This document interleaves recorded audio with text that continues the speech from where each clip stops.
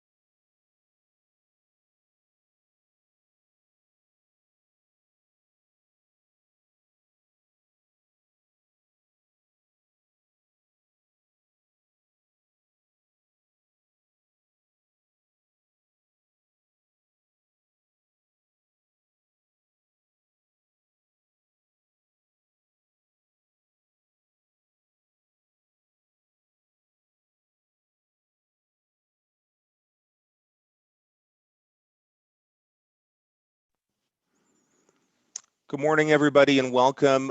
We're just waiting as people are logging on into both Zoom and on our YouTube live stream. So I'm going to get started just with our initial introductions for today's panel, and we'll have a number of people, I think, continuing to join us here over the next couple of minutes logging in. My name is Ryan Andrasov. I'm the Director of Digital Leadership at the Institute on Governance, and welcome. We're really pleased to have all of you here with us today, both here on Zoom and for those who are also tuning in through our YouTube live stream. As some of you may know who've been part of our previous webinars that we've had in this series, this is the third in what is a series of 4 webinars that we're holding this fall on topics around digital governance. And really the purpose behind this series of webinars is for us to dive into some of the sometimes thorny issues that are underpinning the evolution that we're seeing in governments around the world and all levels as they adapt to the digital age. Our very first webinar in this series that happened in the beginning of September, we had a number of digital leaders from both here in Canada and internationally speak to us about some of the big trends that they are seeing in digital governance around the world and the teams that they are leading at the national and subnational levels. We had our second webinar in this series towards the end of September, about a month ago, and that webinar focused on governing the ethics of AI and looking at the increased usage of data analytics and artificial intelligence to augment decision-making in government and sometimes some of the challenging ethical issues that governments are having to manage around that. Both of those webinars were recorded and they are available up on IOG's YouTube channel to be able to watch, similar to what we'll do today and for all the future webinars as well. And then obviously today's webinar, as everybody here is aware of, is looking at modernizing procurement. And I'm going to speak a little bit more about that in a minute. But I want to just provide a little bit of information on logistics to all of you before we get going into the content today. I do also want to give a big thank you to SAS, our sponsor for this webinar series. We are absolutely thankful for their support so that we can be able to bring this to you for free of charge and be able to expose you to some of these ideas and concepts and some amazing experts from here in Canada and around the world throughout all of these.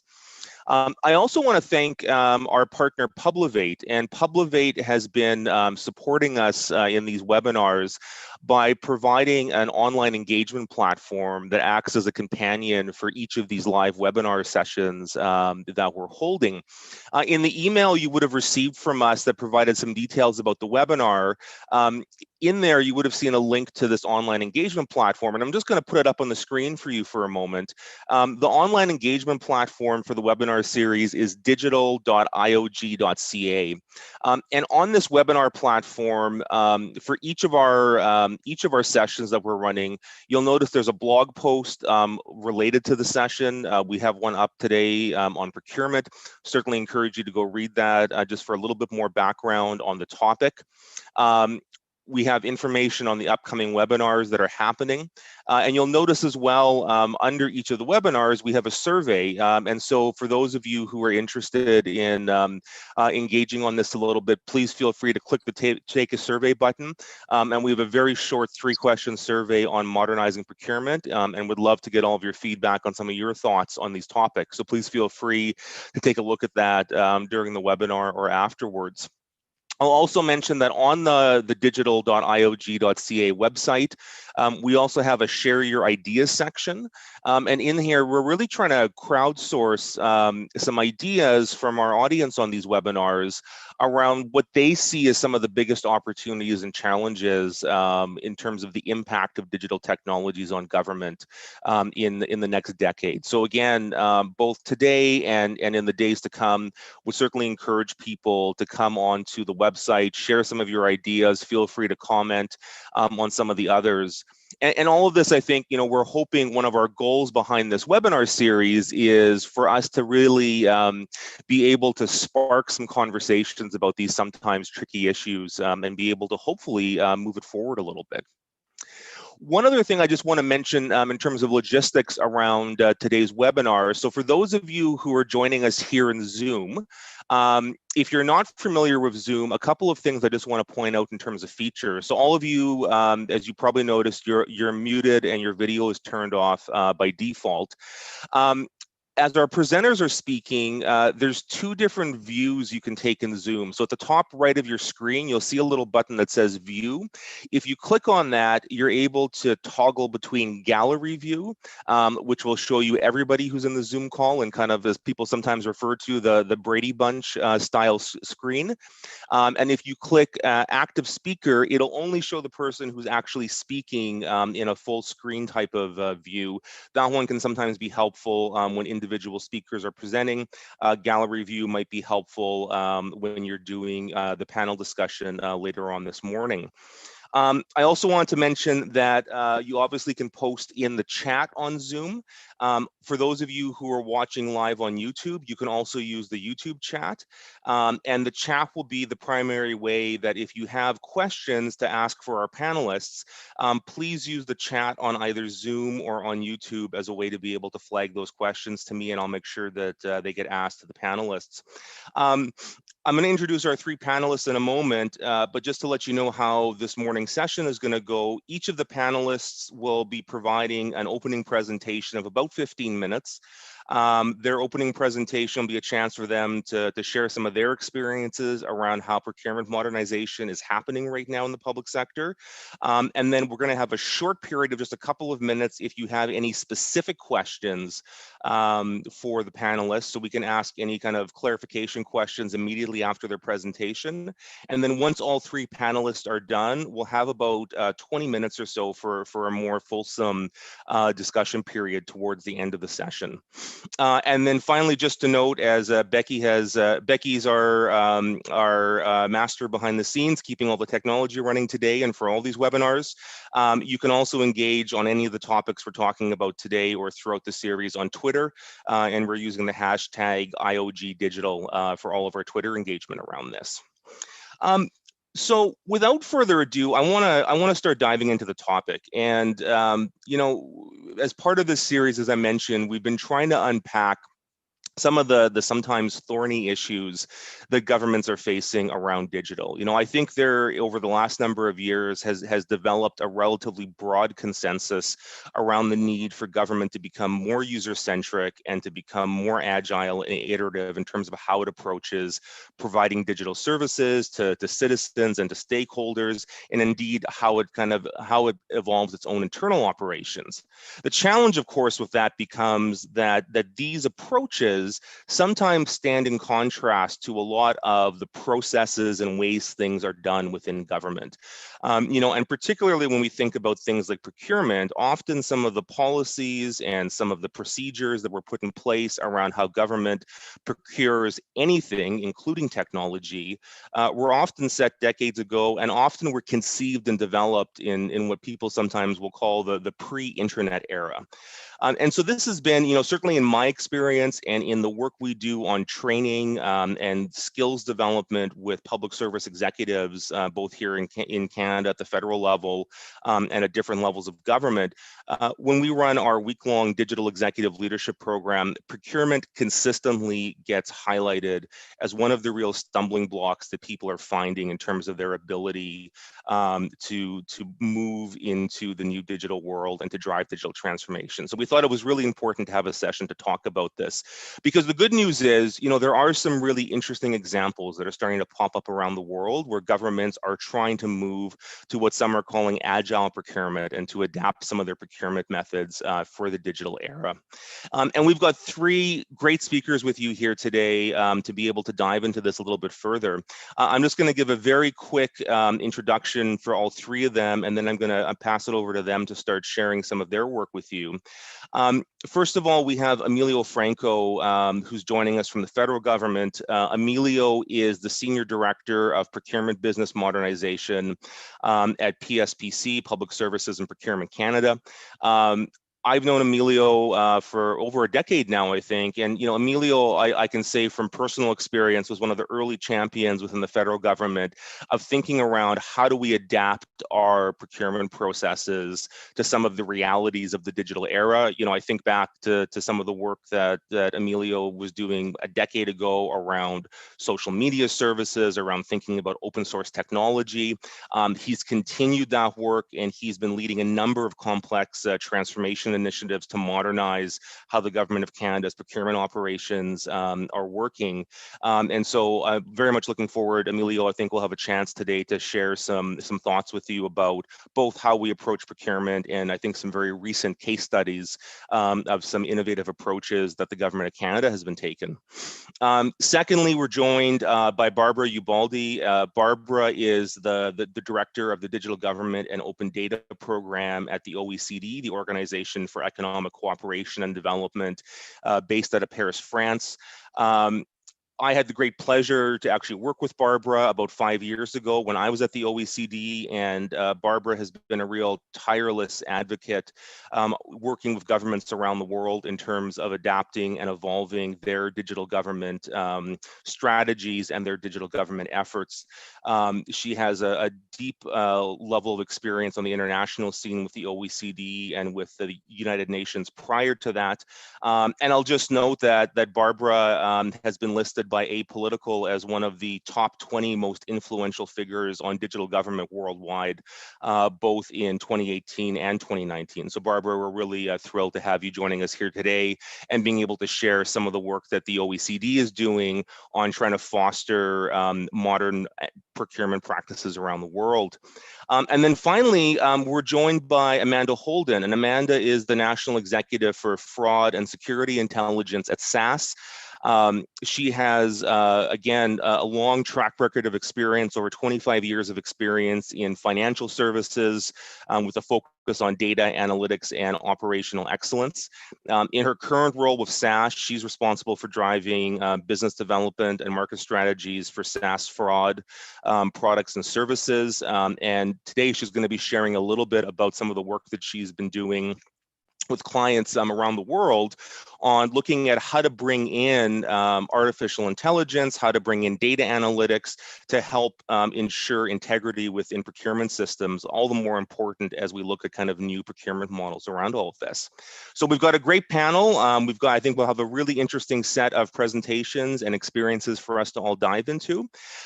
So without further ado, Emilio, I'd like to invite you to take the floor, and look forward to hearing about some of the great work you're doing at PSPC. Thanks, Ryan. Great to be here. Love the topic, and thanks for the very warm introduction. It has been quite the journey over the last decade, and we're continuing to fight the good fight for bringing modern digital services to government, and looking at how procurement can really enable the delivery of services to citizens. It's personally, I love procurement, and so I always kind of am a little bit lamentful when I join sessions like this, because the caveat is always that procurement is a barrier, procurement is a burden, and being a passionate procurement professional, that's something that I love to be able to dismiss. So thanks very much for having me. And I think, just to start things off, the timing in which we're having this session and we're meeting is quite telling. And actually, I find that the pandemic has really highlighted the importance of procurement and supply chain on not only the delivery of government services, but also to the health, well-being, and economic prosperity of Canada and Canadians. And so, I think we're really finding that, procurement is quite important as a function, and quite important in terms of how our whole country runs effectively, and that's really our ability to respond to that crisis through our management of the supply chain, I think is telling about that importance. And just want to take the time to acknowledge all the hardworking procurement professionals in government and across the country working tirelessly to make sure that Canada is safe and secure. So thanks very much to all that they do. And this is the pandemic is a great example of how it's that procurement and things like this in crises is not just about personal protective equipment and supplies, but also the digital space. And you're seeing across government a massive move where the procurement community is actually supporting an entirely digital workforce. And so we talk about the need to procure more networks and bandwidth and equipment, and everyone that has to buy Zoom and Teams and get set up with cloud infrastructure and move to an entirely digital workforce. All of that in the background is being done with the support of the procurement profession. So I really want to acknowledge all the great work that's being done across government. And so I think that's a really good example of how procurement can be agile, and it can be focused on responding to the needs of citizens and to government in a very, very rapid fashion, and how as government has had to shift to this mindset of rapid deployment of technologies and solutions, procurement has actually been able to respond quite effectively to that need. And so here at Public Service and Procurement Canada, our motivation and our objective has really been about making procurement simpler, less administratively burdensome, user-friendly, and deploys modern controllership practices, which I expect SAS will speak to a little bit later today. but also how it supports our goals from an economic perspective, an innovation perspective, and green, social, and indigenous perspective as well.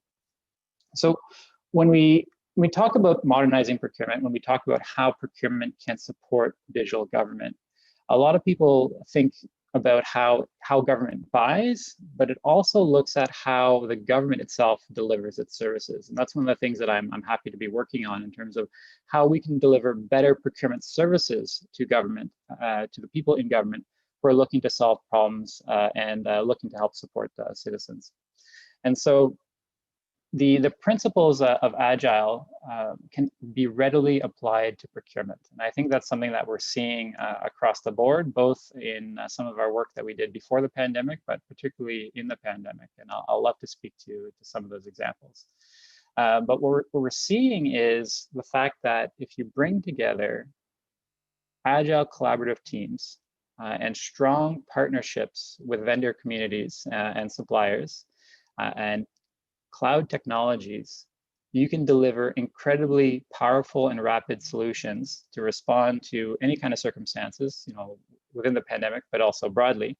And procurement is not a barrier in that space. And procurement is actually enabling. And what it requires on the part of both the procurement professional and also the organization that's buying is that mindset change. And the mindset of applying these concepts of Agile, whether it be iteration or user centricity or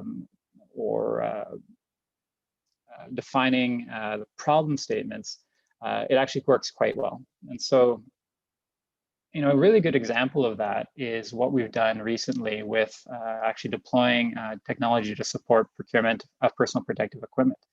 And what we did is we looked at cloud technology that was readily available. And instead of spending, what would normally be months defining a technical specification for a tool to allow people to order personal protective equipment, we actually grabbed an existing cloud technology. We took it from a very, very vanilla perspective. And through iterative workshops and agile workshops with our vendor, we, on a day-by-day basis, worked to make sure that the solution could work for the government, could load in the types of information that we needed to. And then 10 days later, we were deploying a government-wide personal protective equipment catalog across 80 departments, 300 users, and allowing people across government to get the supplies they need to provide essential services to the public, whether it be frontline health workers or Service Canada centers that had to get their equipment to reopen across the country. And so that was a really great example of how if you move away from a technology-driven problem to a simple problem statement of saying, we need to simplify the way in which people get personal protective equipment.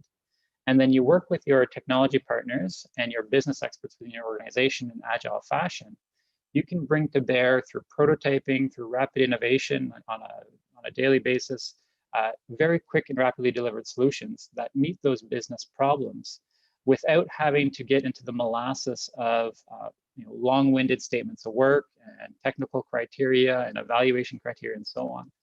And so this is a really good example of applying some of the principles that we've used in other agile procurements in government of saying, don't spend a year or two trying to perfect your technical requirements. Focus on developing a very targeted problem statement. Allow industry to bring to you the solutions that can readily meet that problem, and then don't ask them to provide 100 pages of text that provides a narrative of what it will do. Actually, just force them to show you to do it. And the reality is that cloud solutions these days, they could actually do it, within a day. You could launch a process, and then a day, so after standard kind of a period for people to just respond to it. When the bid closes, the next day you could be sitting down with your vendors and iterating multiple potential solutions and having a process of that being the evaluation, as opposed to taking away boxes of bids and evaluating them. So again, the emphasis here is around saying that we can apply agile principles to the procurement process. And there's nothing in the procurement rules that says that you have to have a 200-page statement of work, for a 40-page evaluation criteria, and that you have to have a stringent, technical evaluation of the solution before you buy it. There's a very innovative ways in which you can approach contracting, approach procurement that allows you to enable agile business practices. And I think from that perspective, it's really about thinking less about buying technology and more about buying solutions to problems. And once you're in that mindset and you're able to establish partnerships with vendors that can bring technology to bear, then almost any problem that you have, you can readily and easily solve and address with procurement and your contracts that you have in your back pocket as enablers for what your business is trying to achieve. And this goes very well to the work that I think, that the great work that the OECD has been doing with Barbara and with led, I think, by the folks in the UK as well, around creating a playbook for ICT procurement, for how procurement can be conceptualized in an agile frame. And it really sets that mindset of, you start with setting a context. So define your problem up front, understand your user needs, design a procurement process that will meet the type of activity you're trying to deliver on. So make sure that your procurement process supports the agile delivery that you're trying to achieve. Be incremental in the way in which you execute on that work, so that you're not losing 2 years' time on a procurement process, but you're jumping right into iteratively delivering on solutions and evaluating your solutions as part of a prototyping phase, or even just moving quickly to production through iteration and compensating your vendor in a very different way. Not paying them upfront for a 10-year contract, but looking at different types of time and material, or compensating them for the work that they deliver on, and having the ability in the off-ramp to say, okay, we've spent 2 months with you and you're not doing good work, you off-ramp and you move to someone else. And so again, thinking of these ways in which you can approach procurement differently, all entirely possible in an agile and iterative fashion. And then really focusing as well on building trusted relationships with industry. And so, industry, we do have to trust them. And that's a big component of this, is that when we develop large specification documents, it shows a distrust for industry, because it's saying that we have the expertise with everything except the actual production of the product. So we're going to define perfectly what the product needs to do. And then we'll ask industry to build it against that. And so that doesn't create a trust with industry. Now we have to be careful with our vendor partners, of course. They are profit motivated. But once you have a collaborative relationship with a vendor community or a series of vendors that support you in your execution, you can work very closely and iteratively with them to deliver your solutions. They can tap into the resources and the solutions that they have in their back pocket, whether those be cloud or otherwise. And of course, being compensated fairly, but also working with you in a manner that delivers on an agile framework. And then really just focusing lastly on how public procurement can support public good, which I think is our favorite play in the ICT playbook, really about how this pandemic is showing that perfectly, is that public procurement is there to support public good. And when we do think differently about procurement, we can enable amazing things, we can do amazing work, and we can really deliver great services to the government and to Canadians. So I think, Ryan, I'll stop there, move to the other panelists, and happy to answer questions on what I've covered. That's great. Thanks so much, Emilio. And, I'm really glad that you emphasize this point that, the agile procurement is really around moving from defining a solution to enabling problem solving and focusing on solving the problem you want to solve. I think that's, it's a core principle behind how a design-based or user-centered based approach works. And I think very interestingly, as you highlight, a lot of this can be done within our existing set of rules. I think sometimes there's this misperception out there that we have to change all of our legislation, all of our policies, when in fact there is a fair bit of flexibility in our existing rules. And hopefully this is something we can get into a little bit more in the discussion period afterwards. So thanks so much, Emilio, for that opening. Not seeing any specific questions for you at this point in time. So I think what I'll do is I'll turn the floor over to Barbara. Barbara, we'll look forward to having you share a little bit about some of the good work that the OECD is doing in this space, as Emilio alluded to. So Barbara, the floor is yours. Thank you very much, Ryan, and everyone participating in the interesting webinar today. And I'd like to take as a point of departure a key comment that you made, Ryan, which has to see with the impact of digital technologies on governments. And more than anything, I would say also the impact that the use of digital technologies have on the governance of digital government and on some of the core government functions that, yes, in some cases, I totally agree with you, seem to be inadequate to the digital age and to support the digital transformation of governments, and they seem to be still at the pre-internet era when they were defined in an environment, in a context where we were not only not digital, but we were not using as much technology and data as we are at the moment within public sectors. So you'll see through my presentation that yes, it's a matter of understanding that not everything needs to change, but it is also a matter of trying to see what kind of rules in the current frameworks need to actually be adjusted. And at the OECD, this work is very much grounded on a recommendation that was adopted by the OECD Council, meaning all member countries, plus 9 new member countries in addition, in 2014, which sets key actions that governments agreed need to be taken to be stronger in the definition and implementation of digital government strategies. And a number of points, those in bold on the slide, actually look at principles that are very relevant in terms of actions that can be taken to reinforce the way we manage the financial process, which is associated with the definition and the implementation of a digital government strategy. And why for us is so important to take a look at this conversation from a governance perspective, because what we see is that still governments, even those who are considered to be more mature when it comes to digital government, they still look at phases, stages, actions, which are very relevant to how we manage the financial resources that go to digital government as if they were isolated steps and actions. So they don't connect the phase of planning, so they still do not have a cohesive and a coherent way across administrations to be able to formulate a value proposition that indicates why we want to invest in a project, what are the benefits and costs that we foresee. They do not associate the planning with the resource allocation, meaning the budgeting process, either being the national budgeting process or how budget allocated is being then assigned to the individual projects. It's seen yet again as a separate step from the planning.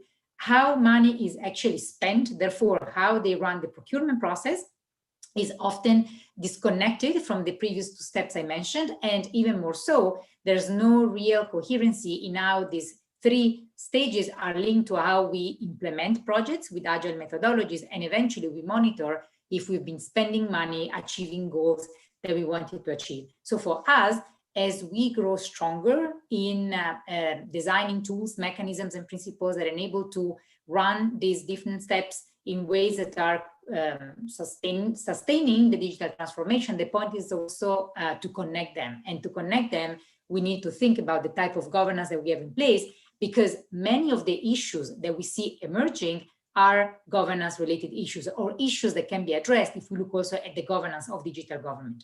Now, these that you see on the slide are some preliminary observations that we've been identifying and drawing from work we've been doing with all member countries in the past 12 months, based on a specific request we received from them. They asked us, can you please help us become more strategic in how we manage the financial resources that go on digital, as linking the different steps. And what we saw is that, first of all, in many cases, when it comes to digital, it's really difficult to be capable to quantify in ways that are accurate the costs in the short term and the benefits that are achieved in the long term. So in the case of spending on digital, oftentimes reconciling these 2 needs is quite challenging.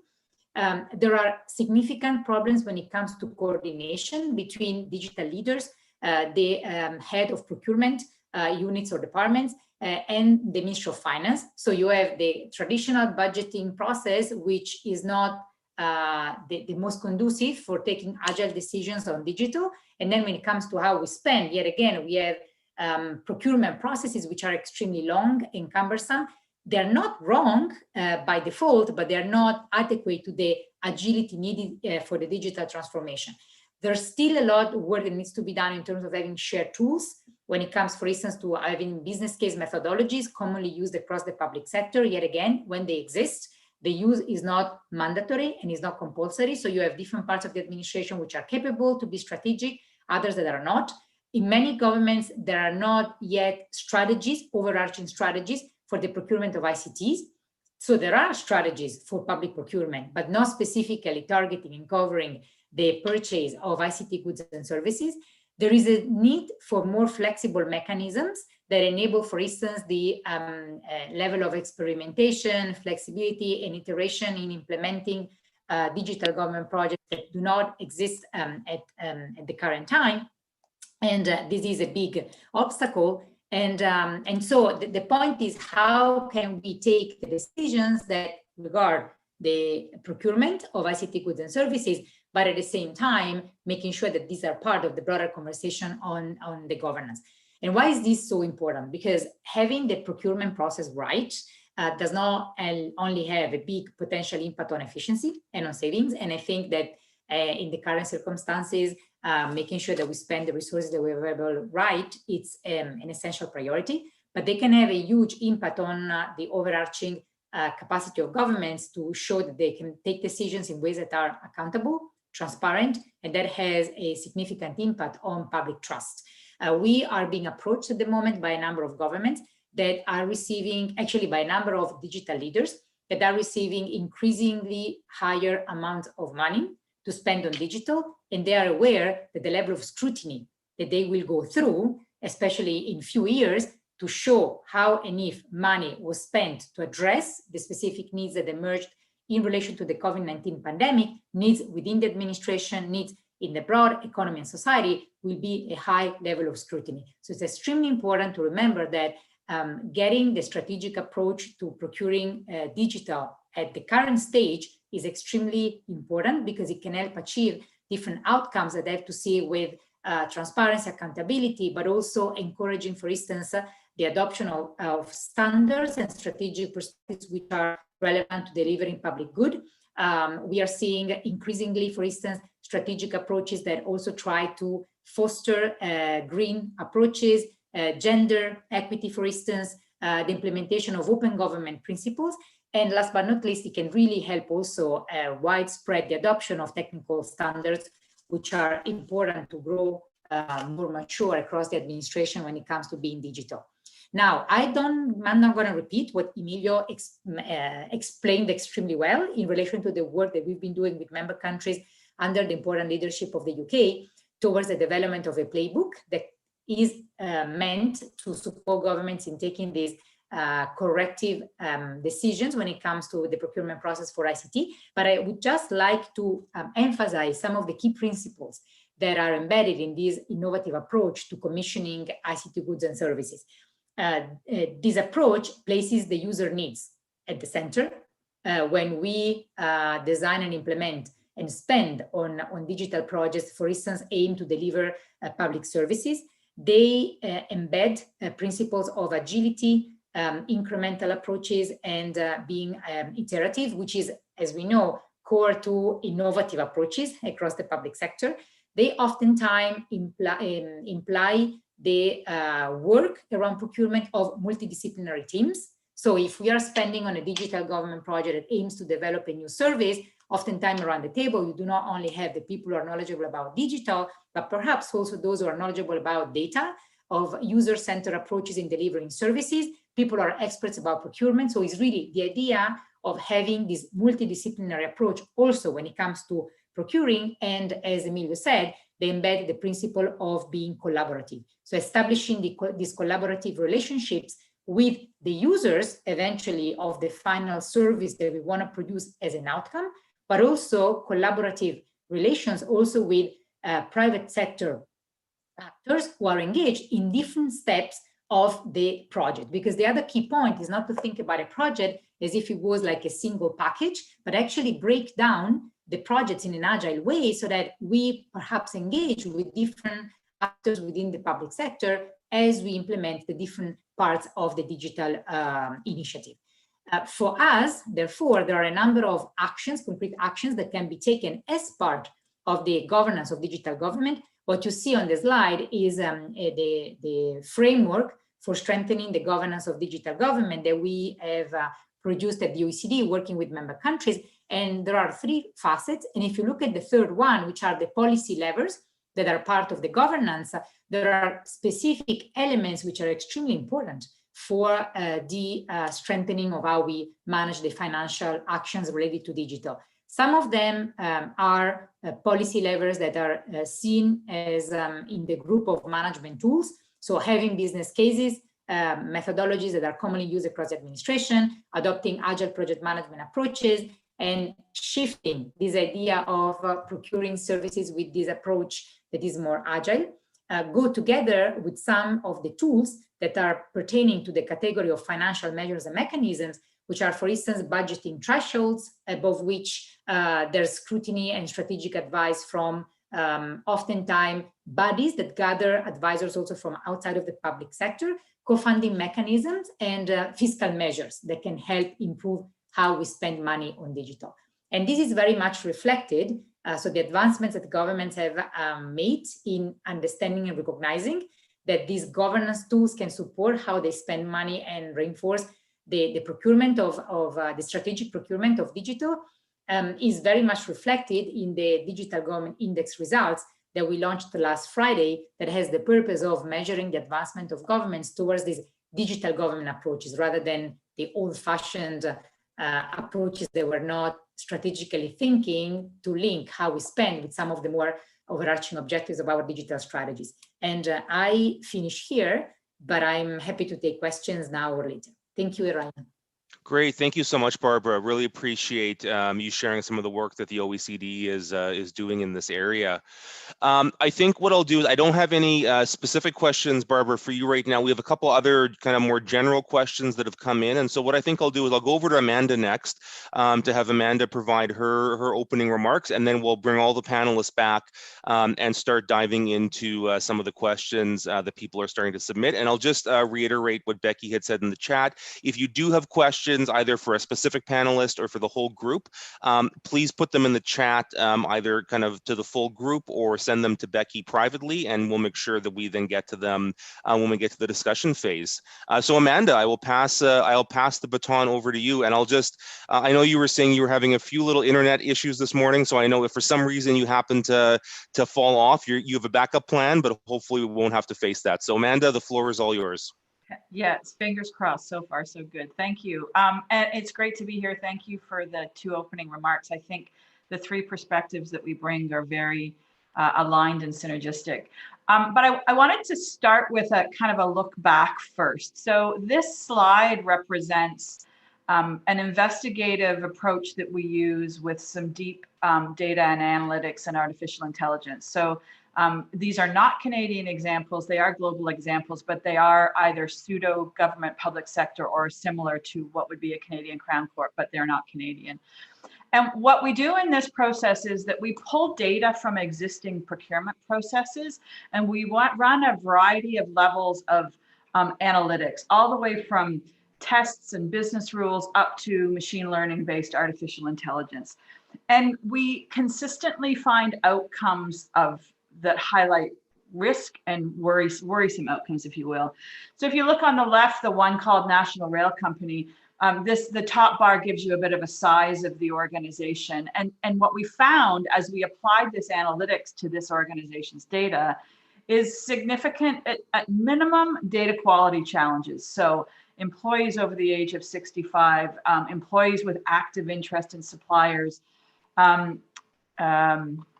I'm blowing up my screen here a little bit.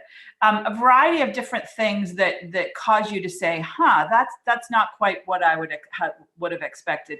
Duplicate invoices, multiple invoices submitted on the same days, things that are at minimal, as I said, worrisome. And on the right is even more concerning. And as I said, we consistently find these kinds of outcomes. So in this case, this government utilities company had almost 10% of their employees, so 2,500 based on 25,000 employees with interest in outside entities, which could be fine or it could be worrisome. Invariably, we find risks that lead to some kind of data quality, fraud, waste, or abuse. And these organizations have come to us because they've either had an issue and want to know that there is a way to investigate these issues, or they're concerned about the integrity of their procurement processes and want to proactively look for the risks. So this really is some examples that show the depth of what can be found with data and deep analytics. Now, when we do these, a vast amount of the work that we spend is with the data.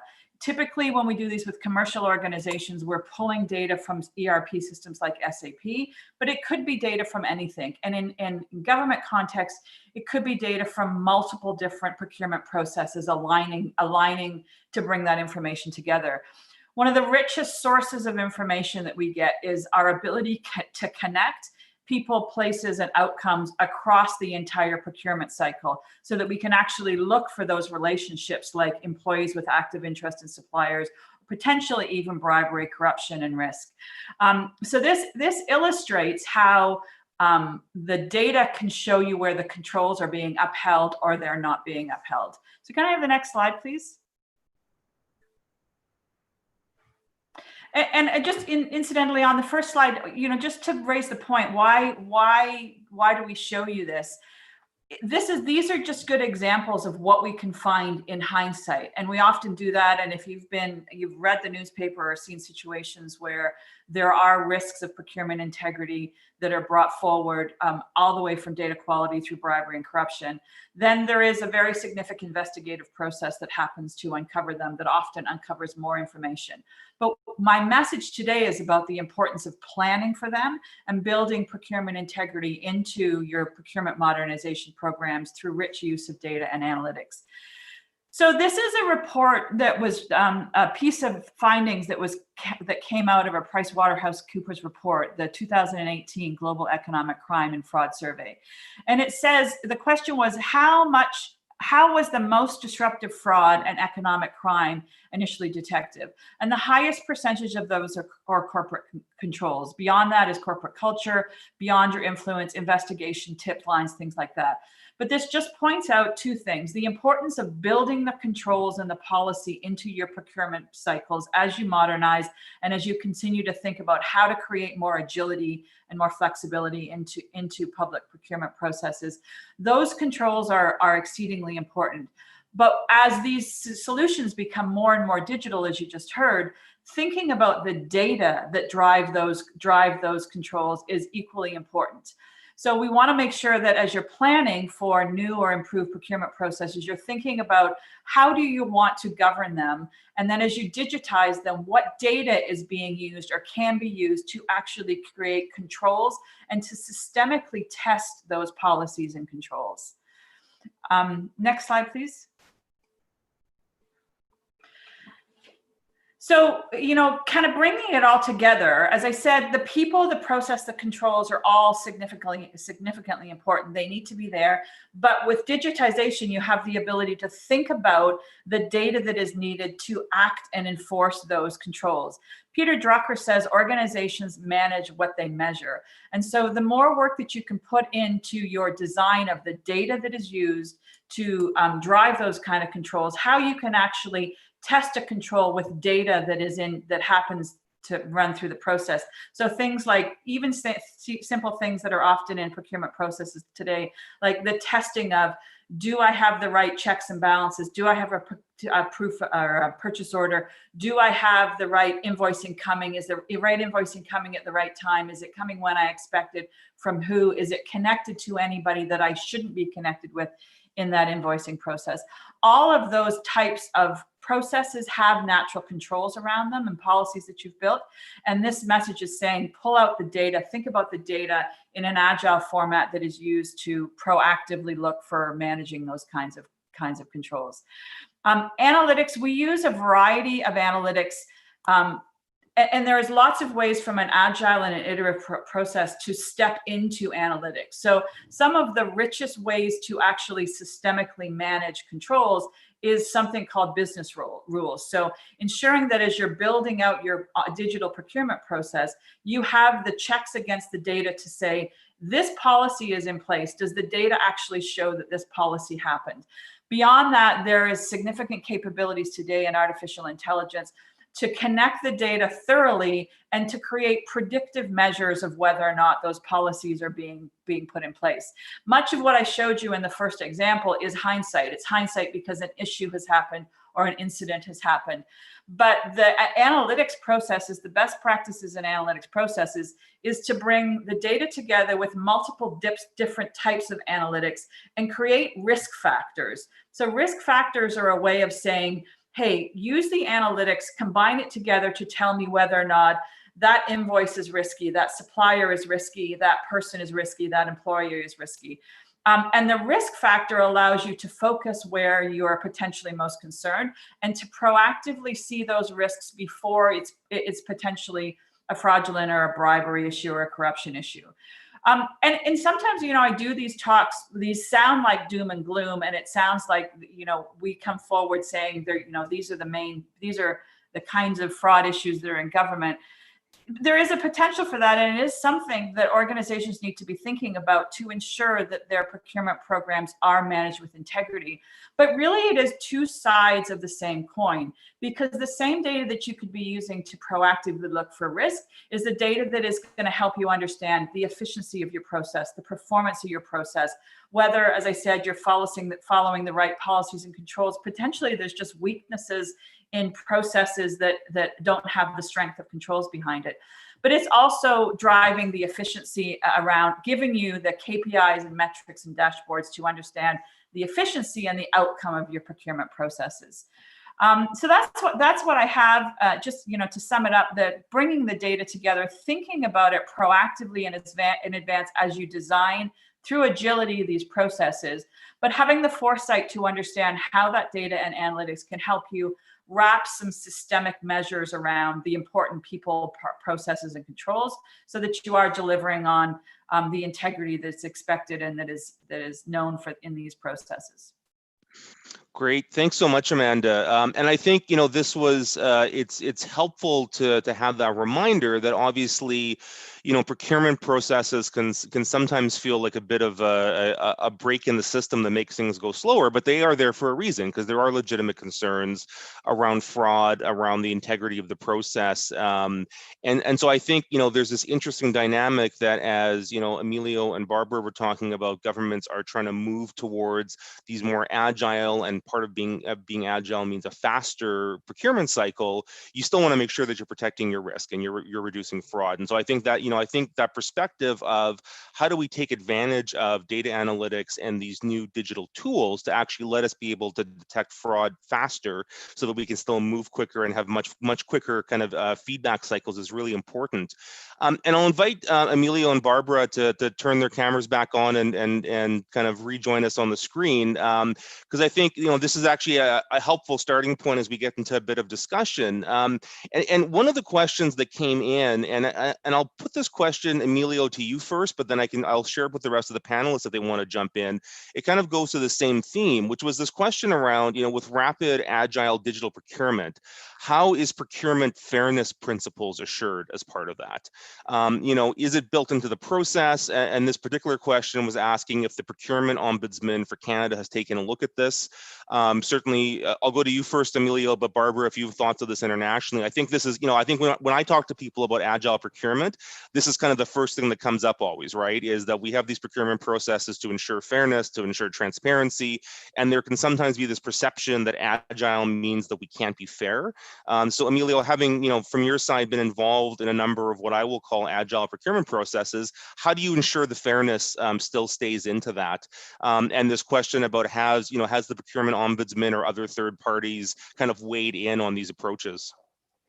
So let me just think. So it's a great question, actually something I'm really encouraged to respond to. So first of all, I think, you know, agile procurement is not just you know, the wish of practitioners like myself or you know, groups like the OECD, But actually, the government's Committee on Government Operations and Estimates, the IOG committee, actually specifically recommended agile procurement to be incorporated into government as part of its modernization. And actually, there's a great report with a number of very targeted recommendations that speak to the need for government to adopt agile practices. So this is something that is widely supported by government, and that was a committee report, so by all parties of government. So it's not a political spectrum. Everyone believes that this is the right way to go. I think the question around fairness is an important one, and actually I'll draw upon my my previous years as a professor of procurement and what I used to teach my students about procurement, public procurement at least, is that there's 3 rules in public procurement at the end of the day. It's that you be fair, you be open, and you be transparent. And fairness, openness and transparency are relatively easy. Openness is that everyone can see the process, that everyone has access to it. And transparency is that the process is followed as defined. But the fairness element is one that people don't always fully appreciate. And fairness in procurement means that the process treats everyone fairly. Not that the outcomes are fair, but that the process treats everyone fairly. So from that perspective, as long as you are being clear in what you are doing, and you follow what you said you would do, then the process itself should be fair and equitable to all. You've been transparent in following what you said you would do, and you've been open about it. You generally can almost do anything within that frame. And so what we encourage people to do is that make sure that as you're defining an agile procurement process, or as you're embarking on it, be clear about what you are doing, and then make sure that you do what you said you would do. So if you're going to be doing a prototype round that's going to result in a down selection, make sure that you follow what you said you would do, and you will stay largely out of trouble, unless you're doing something grievously immoral. But that's a whole other matter. That was great. Thanks, Emilio. Barbara, did you want to speak to this as well? You know, this notion of balancing out agility and having faster speed to market while ensuring fairness. Have you seen this come up in other countries that you work with, or any approaches that have been kind of useful in terms of addressing that? Yeah, actually, just to complement what Emilio said, in the UK, one of the main reasons why this approach was adopted was also to make sure that through procurement, principles of open government could be implemented. So it's actually the other way around, meaning this agility enables, for instance, the opening up of the procurement process through, for instance, the idea of collaborating also with the number of actors who are possible providers of some of the services or of some of the goods in ways that do not exist when the procurement process is run in a traditional way. So just to complement what Emilio has said, that not only this approach should not question the fact that fairness is ensured, but the other way around, some governments see this approach as a way to make sure that open government policies and approaches are actually implemented concretely through procurement, for instance. Yeah, it's a great point, Barbara, because I think, the flip side of it is that in kind of what I'll call our traditional procurement approach, you could certainly have a situation where people are, doing a lot of very, very specific kind of requirements and solutions up front, and you have a fair process per se, but the rules of the game are put in a way that you may only have a very, very small number of vendors who might actually be able to bid on something. Whereas taking that solutions-based approach, where you're actually saying, here's the problem we want to solve, and you're not specifying the way to solve it, actually, I think in many cases can actually open up the number of potential vendors who can play in that, because you're not predefining that solution ahead of time. And I think to your point, Barbara, it gets you into more of that open government mindset of saying, actually, how do we set the stage so that more players can dive into this? And actually, you know what, if I can complement what you said right now, it's also fairness intended as enabling vendors that could not participate, they don't have the business model to be able to wait for 3 years, which is sometimes the time needed to complete the procurement process, to participate. Because some of the, when we talk about public sector innovation, implemented also through the adoption of agile ways of implementing projects using, AI, blockchain, data analytics approaches within governments, that implies also working with some of the small vendors. Startups, that oftentimes in 3 years they don't even know if they will still be in the market. Whereas, breaking down the process with this agility enables to have a number of vendors of different typology, different size, and from different origins that can participate in the procurement process. No, that's great. Thanks, Barbara. Emilio, did you want to jump back in on this? Yeah, I think just to reemphasize that, that's exactly the point, is that agile procurement is considered to be inherently more fair and more opportunistic for a broader range of industry to participate than a traditional process. Because small firms don't have shops built to respond to government procurement. But when you do, when you need to write 100 pages response, then you're really down selecting to companies that have the capacity to execute on that, and the business size to respond to multiple opportunities and risk losing one. A small company, they're not even going to bother if it's going to require that much effort, because it's time that they could be spending pursuing other business. And I think this is all recognized, just going back to that committee report, because the report on that recommended Agile was actually focused on how government procurement can support a small, medium business and different social elements of our economy. And so recognizing that is a key enabler of small business. Yeah, it's a great point, Emilio. I think back 4 or 5 years ago now, when I was working with Treasury Board Secretariat with the Canadian government, we were doing a cross-country set of consultations on digital service evolution.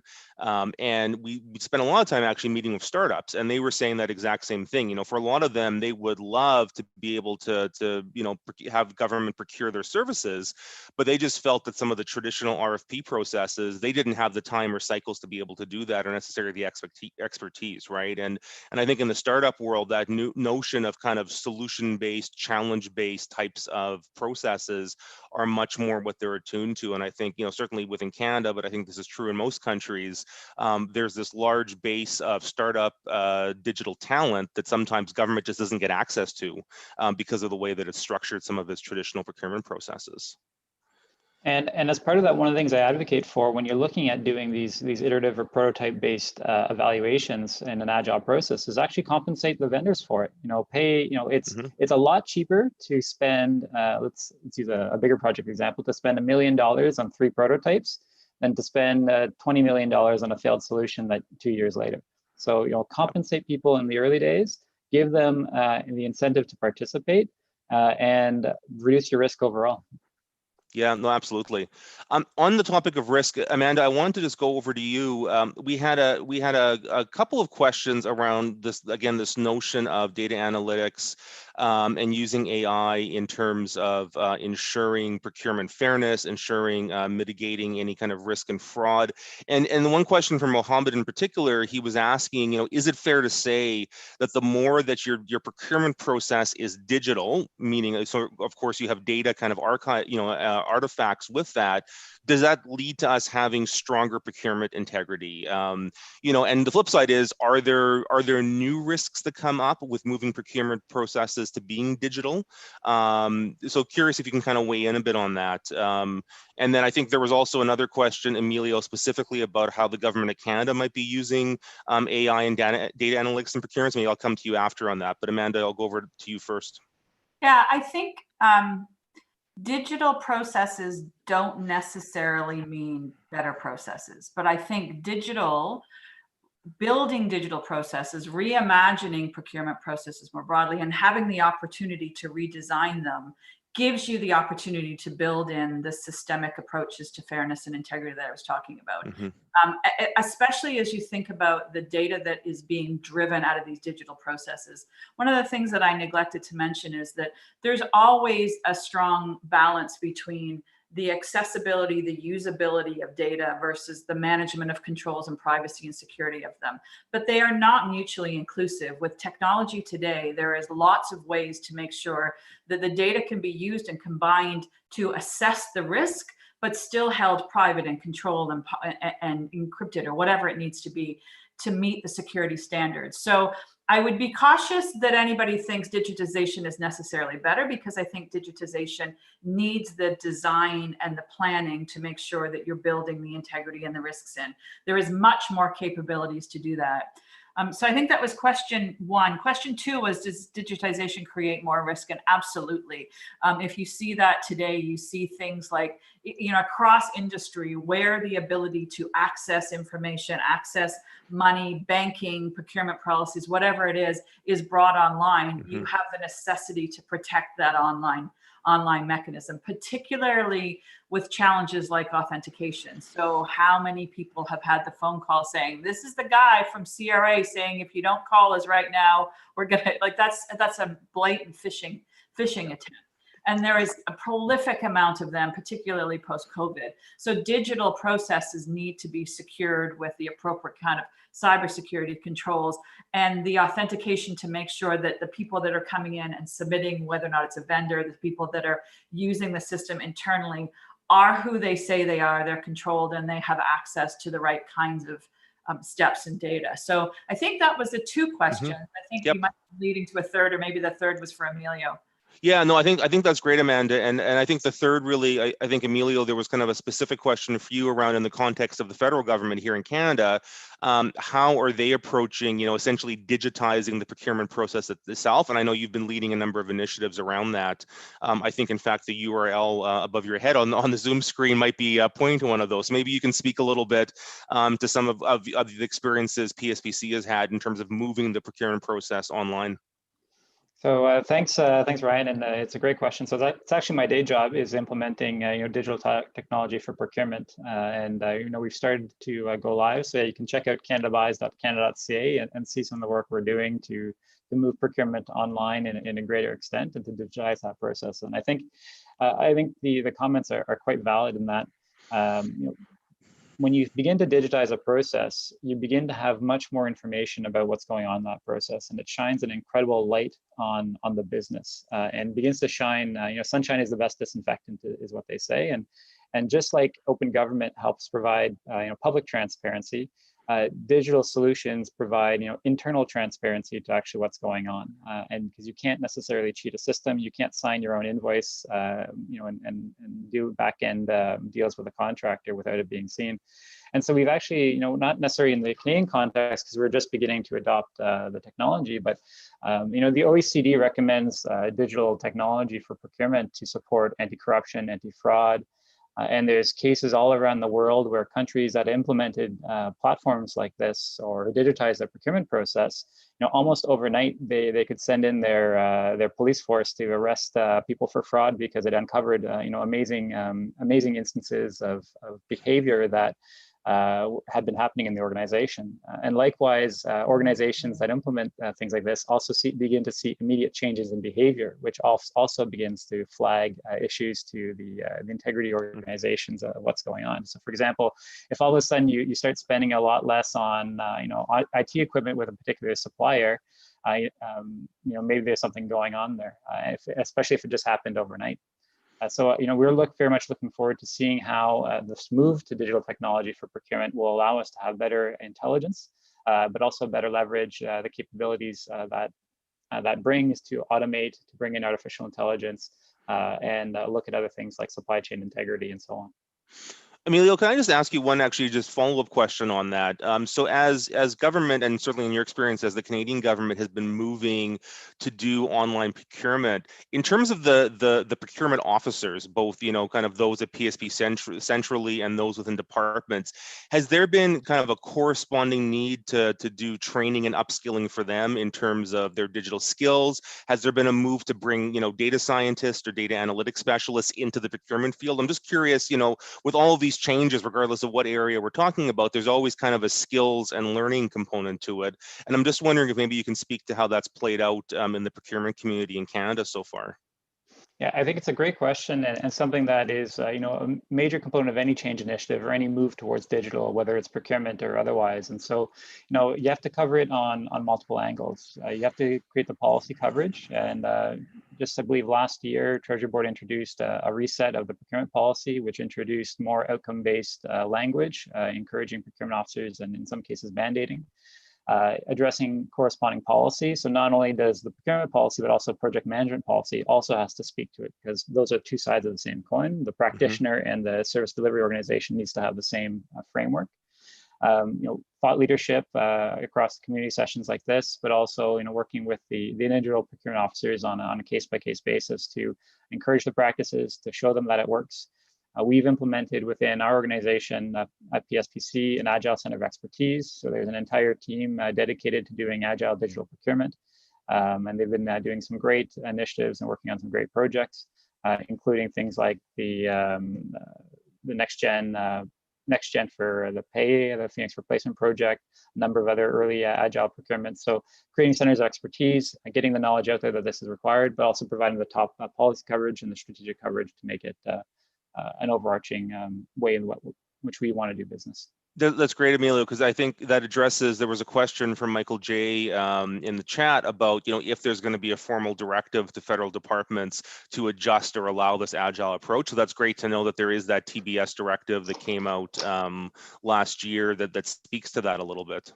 And if I may, just on that, there's nothing that's needed to, maybe just to correct it, there's nothing that's needed to adjust or allow Agile approaches. The framework that we have has always allowed it. It's just a matter of thinking differently about how we approach the procurement and the delivery of the given project or solution or service. Yeah, no, I think that's a really important clarification. Barbara, I wanted to go to you next. There was a question from Man, and what he was saying was that we often, certainly in Canada, we talk a lot about Estonia. Estonia is often pointed as kind of one of these global examples of a digitally advanced nation. We hear about Singapore, other countries like that. But the question was that obviously Canada has a different constitutional structure, a different legal history than Estonia and some of these other countries. And the question was, are there better successful comparators for digital government procurement in the Canadian context? I was thinking particularly potentially of the UK and Australia come to mind, because I know they've been doing a lot of work and playing a leadership role in the context of the OECD's work around procurement reform. So just kind of curious if you can kind of speak to that in terms of how countries from different political or structural kind of standpoints have approached this, and if there are some ones that you think might be more comparable for a Canadian audience. Yeah, I really think that the examples that you mentioned, Australia and the UK, are probably the best peers when it comes to revisiting the procurement processes to make them supportive of the digital transformation for a context like Canada, because they have adopted very forward-looking approaches, having a context which is similarly complex to the one of the Canadian administration, because there are other governments that have been extremely good in strategizing much better how they procure ICT, which is, for instance, Spain. So Spain is a country that has made part of their rethinking of the governance of digital government about 10 years ago, the procurement aspect is a core component. So as they rethought on the organizational structure, as they rethought about the development of key enablers to be shared across the administration, and bearing in mind that they have autonomous regions across the whole country, they also looked at the purchase of ICT goods and services as a key strategic enabler of strengthening the approach to digital government. So I would say that Spain also is a very strong example, with the caveat that when it comes to the forward-looking approach to this agile methodology for procuring goods and services in the ICT environment, I would say that the UK and Australia have had not only the most efficient, but also the most forward-looking approach. So I would say that, and that's something that emerges a lot in our conversations within the group of leaders in the digital area across the OECD, that Canada, the UK, and Australia are among the most forward-looking when it comes to the procurement part as well, which is not only the organizational part, which includes the US when it comes to the governance for digital services, for instance. No, that's great. Thanks, Barbara. I think that's really helpful.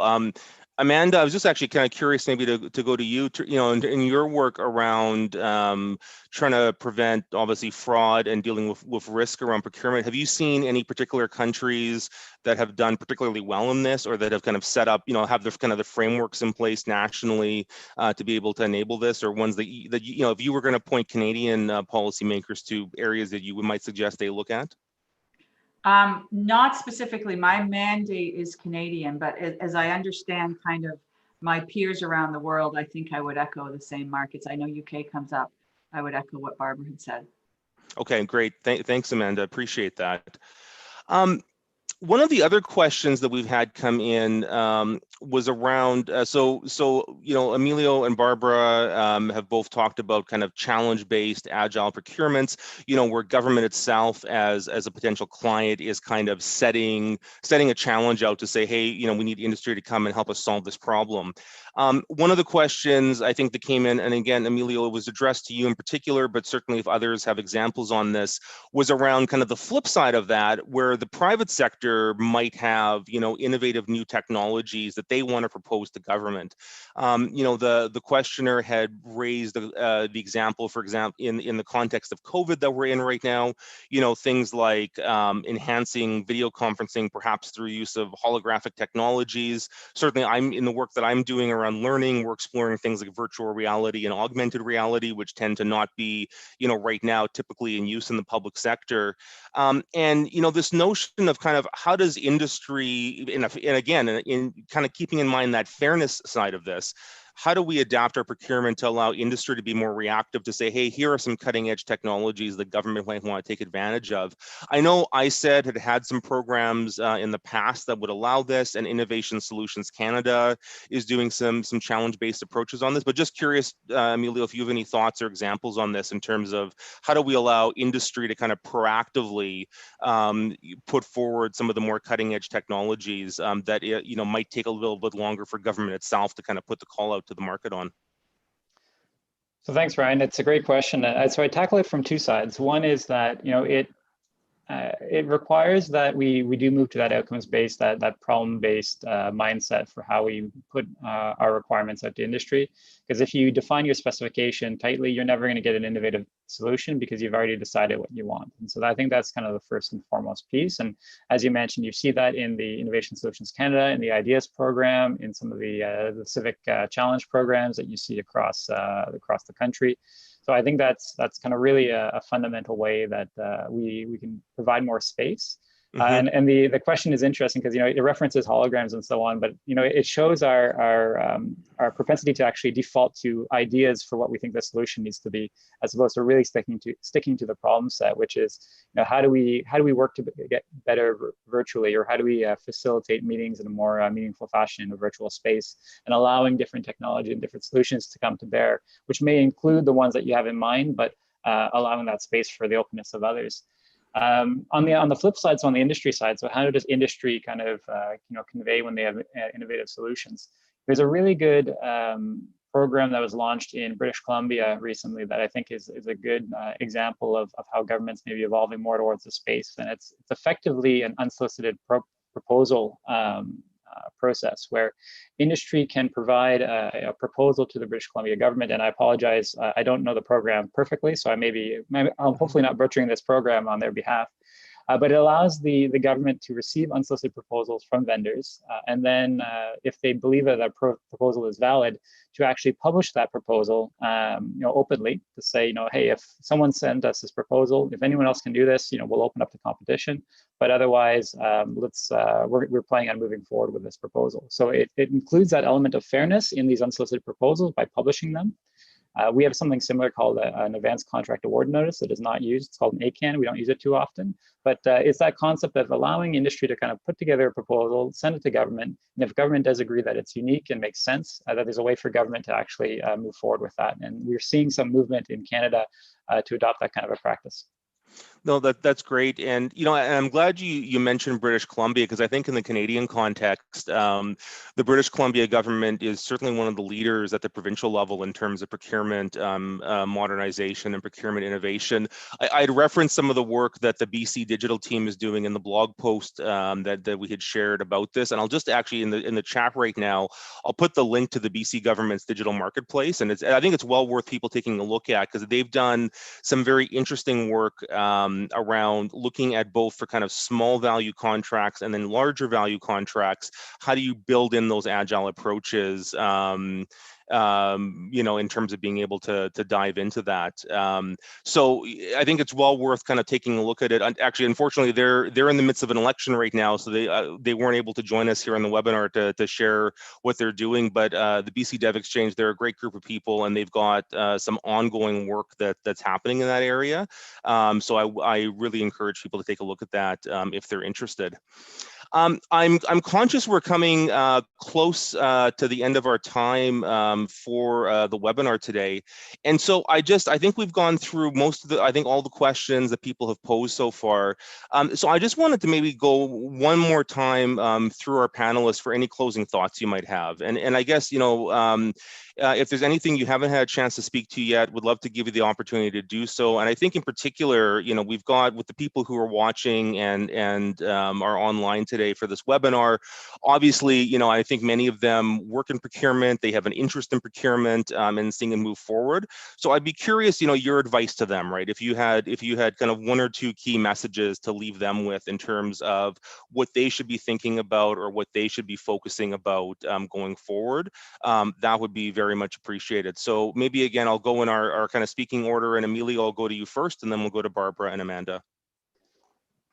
Thanks, Ryan, and thanks very much for having me. Very much always appreciate the time to be with the Institute of Governance, sharing what we're doing in government, and just evangelizing procurement. So, you know, I love procurement, and my message to anyone that's either in procurement or trying to work with procurement is that, again, the rules don't stop us from doing anything that we're talking about here. They're actually quite flexible, despite having the perception of being rigid. What it requires is an agile mindset and thinking a little bit differently about how we approach and design our procurement processes.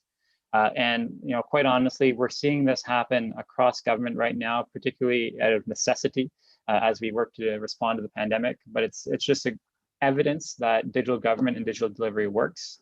It's encouraged by everyone in government at the senior levels. It's encouraged by policy. It's encouraged by cabinet. It's encouraged by government committee. So go out there, make it happen, because it works. It's encouraged, and you have everything you need to make it happen. Great, thanks, Emilio. Barbara? Picking up on the mindset and the culture, I think it's extremely important that for all the people in the procurement teams or units or departments that are listening to us, that you also embrace the idea that it's important to come to speak a common language with the people who lead decision on digital, which is the same thing that we say to the people working on digital, because sometimes each group thinks that they have their own necessities and needs, whereas I think that the best value can come when we try to bridge those needs, because at the end of the day, they might not be that different, but the language we speak impedes a fruitful communication and joint decision making. So my point is, it's a cultural matter much more than not understanding or not knowing what each other is working on. So focusing on making sure that the two communities come together and speak, because true enough, there are some needs pertaining to the procurement process in general, which will never change, but there are needs in the procurement of digital, which are indeed new. And only working with the procurement family, the decisions on digital can be improved. That's great. Thanks, Barbara. Amanda, final word over to you. Oh, thank you. And like everyone else, thank you for the opportunity to be here. There are some awesome themes that I've heard around agility, outcome-based thinking, collaboration. They really are driving change, and that is great to see. I would say it feels like it's a turning point around those kind of cultural changes and the potential and opportunities that digitization brings. And so, coming from a data and analytics and a fraud perspective, I would just echo the thought of thinking about the outcomes around those kinds of policy and controls management that you want, because now's the time to, with the cultural shift and the availability of data and technology and digitization, to make that happen, and make it happen in a fairly effective and rapid way. Thanks so much. Thanks, Amanda and Barbara and Emilio. I think this was great, and I really appreciate all three of you sharing your time today. You know, this is a discussion that I think is really important to kind of bring policymakers, public service practitioners together to be able to really start exploring these issues. Because I think, as a few of you have mentioned, you know, there a lot of our, you know, we make these assumptions sometimes that the rules stop us from doing things, when actually it's kind of ourselves to do that. You know, and we have these processes that calcify over time. time. And it's really discussions like this that I think hopefully can kind of drive the process forward. I'll just say in closing, if people found this session useful, certainly we are recording it, and as always, almost immediately after we're done, it'll be available up on our YouTube channel. So certainly please feel free to share the link with your colleagues who may not have had a chance to join us today live for the session. We'll make sure all of these webinars are available in the ongoing future on our YouTube channel, so they can be referred back to as a resource on this.